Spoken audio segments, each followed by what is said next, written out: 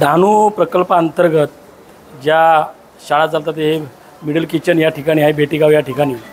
आणि काल प्रत्येक शाळेवर म्हणजे वसई, पालघर, डहाणू, तलासरी या प्रत्येक ठिकाणी प्रत्येक शाळेवर ही विषबाधाचा प्रकार झाला. मात्र एक आमचं नशीब चांगलं किंवा आपलं एक नशीब चांगलं दैव अवतार चांगलं होतं की कोणी सिरियस झालं नाही किंवा कोणी दगावलं नाही. एक देवाची काहीतरी करणी असेल किंवा काहीतरी हे असेल, त्याच्यामुळे कुठली अपरिचित अशी घटना घडली नाही. मात्र आज मी पहिल्यांदा रणकोळ शहरावर गेलो, त्याच्या अगोदर कासा उपजिल्हा रुग्णालय इथे गेलो. प्रत्येक ठिकाणी 30-30, 40-40 मुलं ॲडमिट आहेत. 11वीचे आहेत, 12वीचे आहेत, 4थीचे आहेत, 6वीचे आहेत, पहिलीचे आहेत. अशा प्रकारचे तिथे ॲडमिट असणारे विद्यार्थी बघून याच्यातून मला सरकारला खास करून हेच सांगावंसं वाटतं की मिडल किचन योजना जी आपण आणली किंवा अस्तित्वात आणली, आज या ठिकाणून तलासरी हे 49 किलोमीटर, 54 किलोमीटर, एक आश्रमशाळा 54-54, 60-60 किलोमीटर आहेत. आणि संध्याकाळी किंवा पहाटेपासून स्वयंपाक बनवला जातो.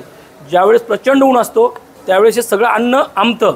त्यावेळेससुद्धा मुलं काही बोलत नाही. आत्ताच तुम्ही बघितलं असेल, सर्व विद्यार्थ्यांना जेव्हा विचारलं ते विद्यार्थी बेटेगावचे विद्यार्थी होते आणि हाकेच्या अंतरावर शाळा आहे. या ठिकाणी जी मुलं बोलतात का आम्हाला जेवण आवडत नाही, याचा आजच्या जेवणाची क्वालिटी चांगली होती.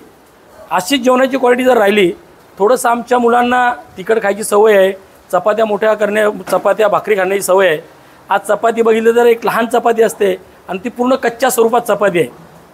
मी या तुमच्या चॅनलच्या माध्यमातून सरकार आणि आदिवासी विकास मंत्र्यांना मी स्वतः पत्र लिहिणार आहे. आज मी माननीय मुख्यमंत्र्यांशीसुद्धा बोलणार आहे की भविष्यात प्रत्येक तालुका स्तरावर एक लिटिल किचन शेड असावं. म्हणजे त्या ठिकाणाहून त्या तालुक्यामध्ये भले एखाद्या वसईमध्ये कमी आश्रमशाळा असतील, 4 आश्रमशाळा असतील. आज तलासरी इथून 60 किलोमीटर आहे. तलासरीमध्ये मोठ्या आश्रमशाळा आहेत. डहाणूमध्ये खूप मोठ्या प्रमाणात आश्रमशाळा आहेत. जव्हार पीओमध्ये सुद्धा खूप आश्रमशाळा आहेत. तर प्रत्येक तालुक्यात एक किचन शेड असावं. नाहीतर पहिली जी परिस्थिती होती म्हणजे पहिलं शाळेवर स्वयंपाक करायचं ते जरी असलं तरी वेल अँड गुड. आज 17,000 मुलं या ठिकाणून 17,000 मुलांना जेवण जातं. या जेवणामध्ये कदाचित विषबाधा झाली असती, एखादी मोठी घटना झाली असती.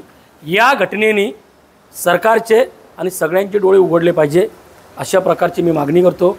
आजची घटना खूप मोठी दुःखद घटना घडली नाही, मात्र या घटनेमुळे आपण शिकलो पाहिजे आणि या घटनेतून चांगली गोष्ट करण्यासाठी प्रत्येक तालुका स्तरावर किचन चालू झाले पाहिजे, अशा प्रकारची मी मागणी करतो.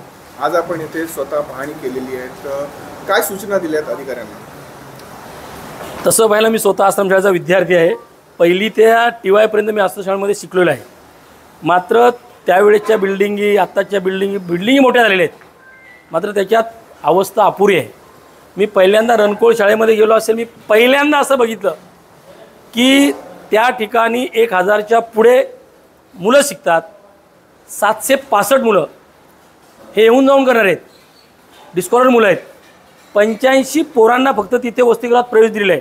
आश्रमशाळा ही वसतिगृहात शिक्षण घेण्यासाठी आहे, आदिवासी मुलांचे शिक्षण घेण्यासाठी आहे.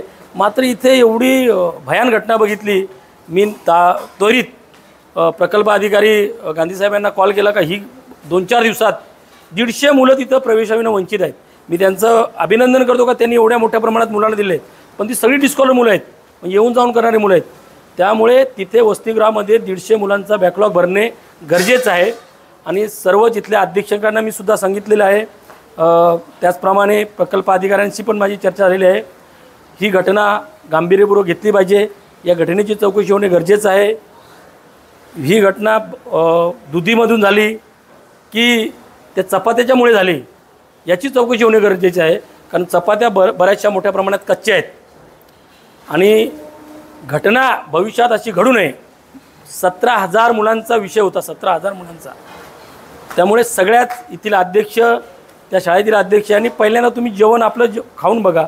मात्र हे जे फूड पॉयझन झालं हे संध्याकाळी जेवले, परवा दिवशी संध्याकाळी जेवल्यानंतर कमीत कमी 8 ते 10 तासांनी त्यांना फूड पॉयझन झालेलं आहे. त्यांना पहाटे पोटात दुखायला लागलं, संडासा जायला लागले, वॉमिट व्हायला लागले. त्यामुळे ताबडतोब जेवणसुद्धा याचा उपयोग नाही. याच्यावर एकच उपाय आहे, ती म्हणजे मुलांना हवं तसं जेवण देणं, मुलांच्या मागणीप्रमाणे जेवण देणं. आज मुलांनीसुद्धा सगळ्यांनी एका सुरात सांगितलेलं आहे जेवण आवडतं का नाही. त्या सर्वच मुलांनी सांगितलं जेवण आवडत नाही. चपात्या कच्च्या असतात का? सगळ्याच मुलांनी सांगितलं चपात्या कच्च्या असतात. आजची भाजीची क्वालिटी चांगली होती, भाताची क्वालिटी चांगली होती. मला मनापासून वाटतं का याच्यात सुधारणा होणे गरजेचं आहे. पालघर जिल्हा परिषद अध्यक्ष म्हणून जी घटना घडली, काल परवाची घटना घडली, या घटनेसंदर्भात आपण काय कारवाईची मागणी करतो?